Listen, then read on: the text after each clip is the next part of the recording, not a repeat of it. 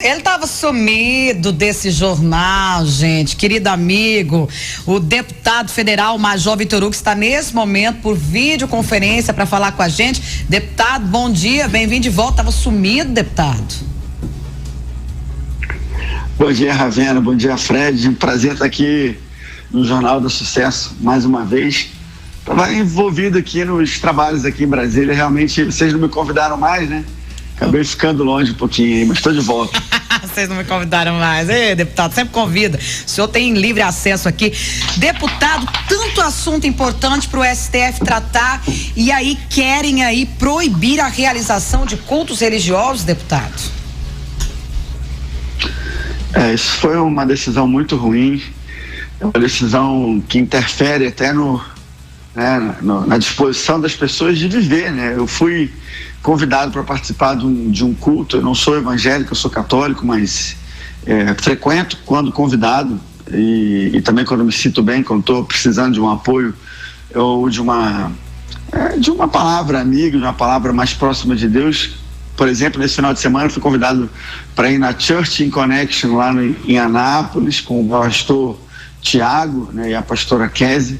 E foi excepcional, foi muito bom para mim, muito bom, tenho certeza, para todos que têm a possibilidade de participar de um culto, porque tem a ver com a crença, né, de um futuro melhor, fortalecer. Sabe o que eu percebo, deputado? De modo particular, nesse momento difícil, né? E o STF vai lá e cerceia a possibilidade das pessoas de se energizarem justamente nesse momento. Parece que a gente sempre vê, deputado, o STF sempre indo de queda de braço, sempre indo contra a postura do presidente Bolsonaro. Se o presidente Bolsonaro fosse ateu, o STF eu acho que não preocuparia tanto com essa questão religiosa. Mas como o Bolsonaro, ele faz parte de uma ala religiosa, significa que o STF agora parece que faz uma queda de braço. Eu estou errada no meu pensamento, deputado?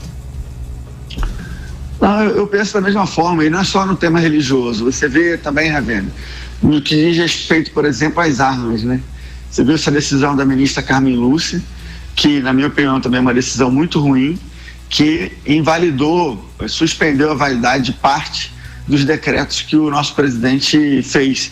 Você vê que a Constituição americana, né, garante lá desde o século desde o século XVIII, final do século XVIII ali, garante o direito fundamental de manter e de portar armas. Então, isso lá está na Constituição Federal. Aqui, o nosso presidente faz alguns decretos que ampliam, sim, o acesso à arma de fogo para o cidadão brasileiro, nada diferente do que ele prometeu na sua campanha, do que foi escrutinado, sabatinado e foi aprovado nas urnas, porque 57 milhões de brasileiros votaram nele, sabendo que ele faria isso, esperando, inclusive, que ele fizesse isso. E aí vem uma decisão monocrática, ou seja, individual, de uma ministra e simplesmente invalida parte dos decretos. É realmente muito ruim.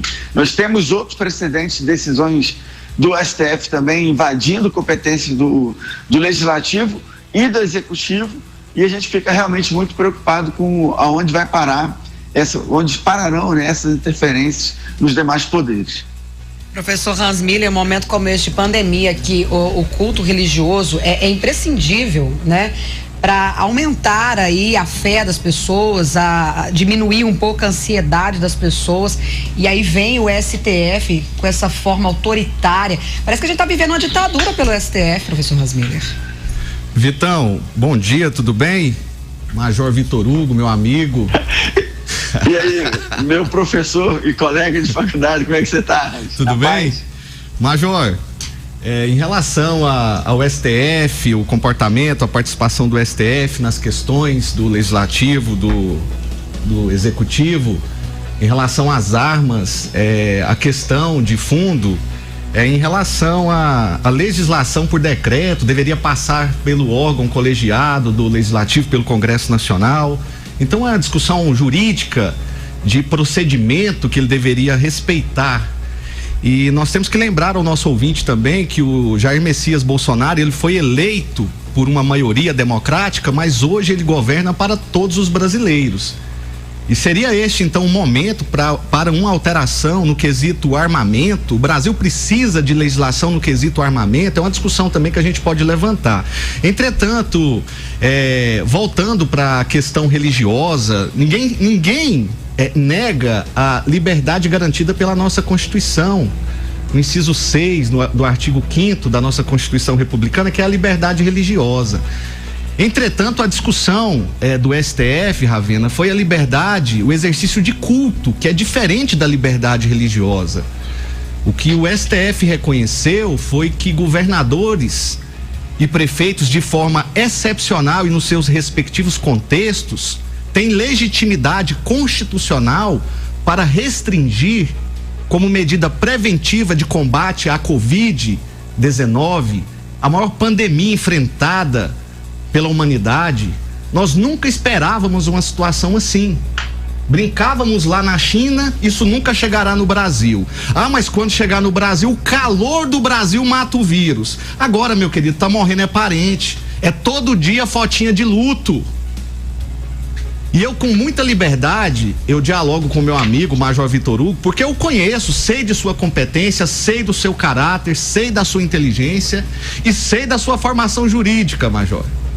E a questão que eu quero lhe perguntar é o seguinte: esse tipo de situação, esse tipo de comentário não respeitando uma decisão judicial de um órgão colegiado, nós temos que entender que o colegiado do STF é formado por 11 ministros e o resultado foi de 9-2.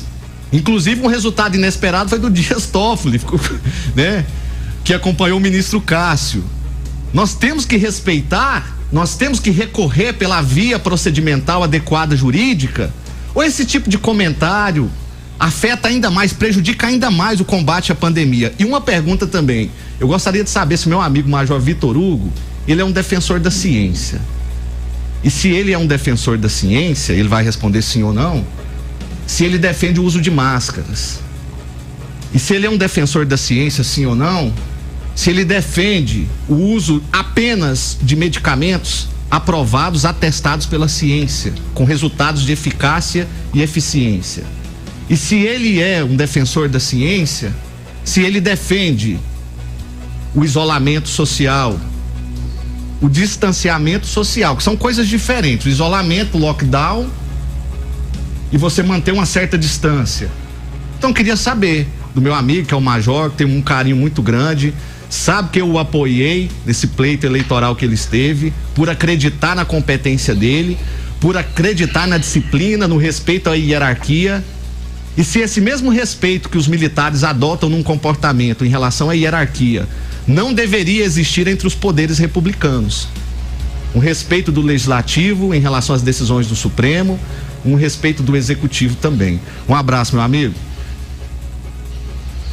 Grande prazer estar retomando contato com você aqui, né? Fomos colegas aí na Federal de Goiás, no curso de Direito, e depois mantivemos contato aí ao longo do tempo, né? Você dando aula já, sempre muito competente, muito inteligente, abrindo oportunidade para que eu pudesse falar com seus alunos. Então eu agradeço, fico muito feliz, a surpresa grata de reencontrar com você. Bom, eu queria começar dizendo que é lógico que todas as decisões judiciais elas têm que ser respeitadas. Em nenhum momento da minha parte, e julgo que até do presidente da República, houve desrespeito a qualquer decisão judicial. Embora eu continue acreditando, e acho que faz parte da democracia, que qualquer decisão ou autoridade da República deve estar aberta a críticas, de modo especial às decisões, todas elas, de qualquer poder. Então, eu ocupo agora um cargo de deputado federal, mas eu não preciso concordar com todas as maiorias que se formam na Câmara dos Deputados. Muitas vezes eu respeito, sempre eu vou respeitar as maiorias, porque faz parte da democracia, mas eu não preciso deixar de expor meu ponto de vista. E da mesma forma, em relação ao Supremo Tribunal Federal, particularmente em relação ao Poder Judiciário, que nós sabemos existe um gap de legitimidade, porque nenhum dos 11, embora sejam constituídos, tenham previsão constitucional como um órgão importantíssimo na República, mas existe um gap de legitimidade porque eles não foram eleitos. A eleição ela é efetivamente, isso aí já é reconhecido pela doutrina, né? A eleição, ela é a legitimidade direta vinda do voto popular, e é isso que legitima as autoridades, não só o presidente da República, como o Congresso Nacional. Mas o que eu fico preocupado em relação a essas invasões do STF nas decisões de outros poderes é porque isso não tem limite, né? Às vezes utilizam um princípio constitucional, um conceito vago que é definido por eles mesmos, uma doutrina alienígena estrangeira, eles incorporam da maneira como quer e utilizam lá o controle de constitucionalidade ou alguma outra ferramenta jurídica qualquer para invalidar decisões, às vezes monocraticamente. Então, assim, isso para mim é realmente uma grande preocupação. Se você me pergunta se eu sou defensor da ciência, é claro que eu sou. Todos nós somos defensores da ciência. É o caso utilizar máscara? Totalmente, eu sempre utilizei máscara. Eu continuo utilizando máscara na Câmara dos Deputados, em todo lugar que eu vou.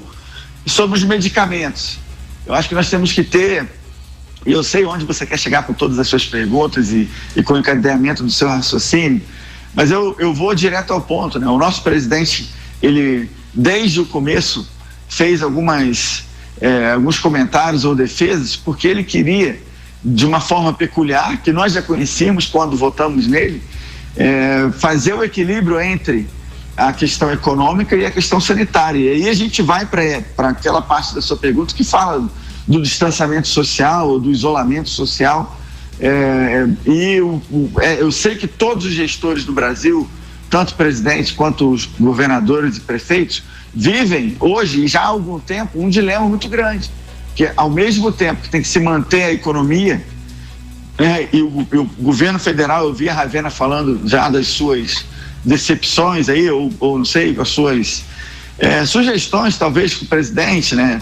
E é preciso dizer que o presidente sempre pregou esse equilíbrio, porque se nós fechássemos toda a economia e esperássemos que isso fosse suficiente para deter a pandemia, nós poderíamos ter, como vários países do mundo tiveram, e estados e municípios viveram isso também, um problema muito grave na economia. E eu quero dizer que o nosso governo fez todo o esforço para a aquisição de vacina. Nós já temos aí mais de 500 milhões de doses de vacinas contratadas. Me desculpa, Ravena, mas não é verdade que nós estamos andando a passo de tartaruga.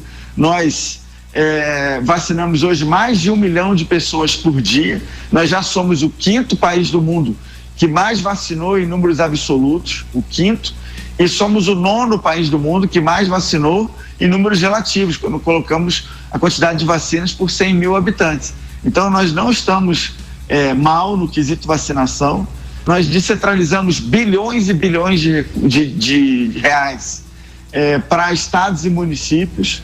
Várias votações fizemos na Câmara para isso. Criamos um auxílio emergencial de R$600. Estamos recriando agora o auxílio emergencial. Fizemos vários programas para manutenção dos empregos e para manutenção das empresas, também descentralizando bilhões e bilhões de reais.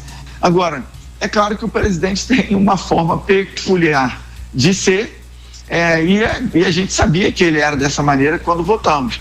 Agora, que existe sim uma invasão de competências por parte do judiciário em relação aos demais poderes, isso para mim é evidente, é muito claro, e no que depender da nossa atuação na Câmara Federal, nós vamos atuar sim para que haja um reequilíbrio de poderes, para que os poderes sejam independentes, exerçam na plenitude as suas competências constitucionais, mas respeitando o limite das competências constitucionais dos demais poderes. Olha, pois eu quero aqui agradecer muito ao deputado federal Major Vitor Hugo, né, pela participação conosco, Major.